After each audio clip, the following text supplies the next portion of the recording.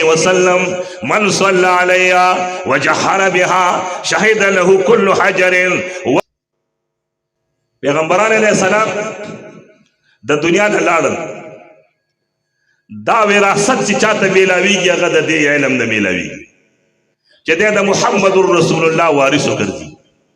نو یوازې حضور علیہ السلام ځان نه دی یاد کړی، العلماء ورثة الانبیاء، انبیاء جمع د نبی دا، دا علماء د حضور د امتیان چې دي دا مولیان د علم خاوندان دا وارثان د تمام نبیان دي. بیا تا د بل قدر محمد رسول الله خی. عن ابي هريره رضي الله تعالى عنه قال قال رسول الله صلى الله عليه وسلم من صلى خلف عالم من العلماء فكأنما صلى خلف نبي من الانبياء. محبوب مبارک فرمائی سوک چی دا علماء فما بین کی او علم پس شاعت منذ کی.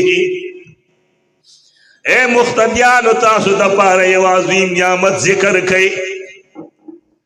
من صلی خلف عالم من العلماء، چاچی علم پس شاعت منذ کو محبوب میں فرمائی فَكَأَنَّمَا صَلَّ خَلْفَ نَبِيٍّ مِّنَ الْأَنبِيَاءِ،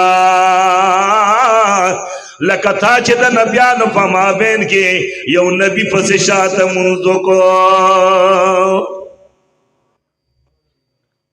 تا چھ لکا دیو نبی پس شاعت منذ کو. ولی نبیان بس اگر دنیا نا پردشو، یو نبی برازی یو رسول برازی خو عیسیٰ علیہ السلام دے، اگر دا قیامت علامات دی. او بل رسول و نبی نشتا، بل بندر رازی او کو چاہ دے زمانہ کی امنو نو دا بیا دا ایمان اخلاص اگر تقاضیانے ہوئی.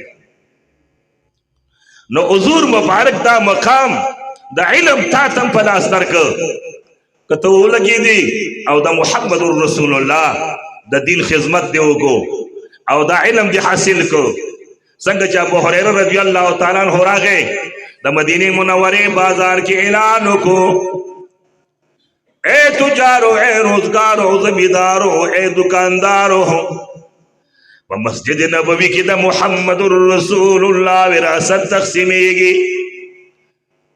دا خلق دا ذہنو چل دا بسرزر تقسیمے گی، سپینزر بتقسیمے گی، نغمالو نب تقسیمے گی. خلق روزگار پر خود مسجد نبوی ترالا چگوری مسجد نبوی کی مدرسین ناستی قرآن خی، طالبان قرآن دکے، سوک حدیث خی، سوک حدیث دکے علتناستی.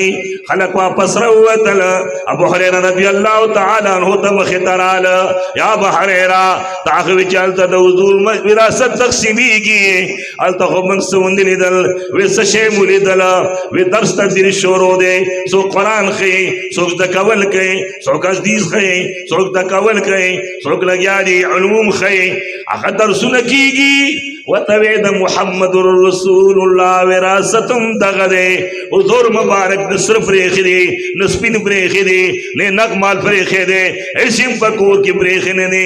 محمد رسول اللہ دا مسکینے جن تیر کڑے ہو، سوال کڑے ہو اللہم احیلی مسکینا، اے اللہ زما جن دا مسکینانو کے، وعمتنی مسکینا زما اوپات دا مسکینانو کے، وحشرنی مال مسکین.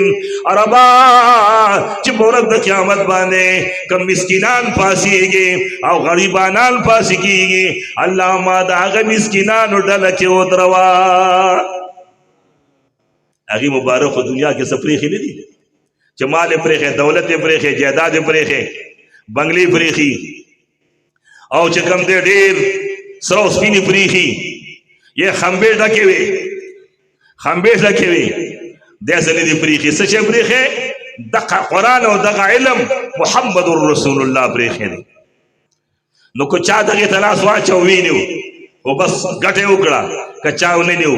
نو راشا حدیث وورا چې تعالی نن په دې څومره قدر کې حدیث مرفوعه عن ابن مسعود رضی الله تعالی عنہ قال قال رسول الله ومن صلى الله عليه وسلم.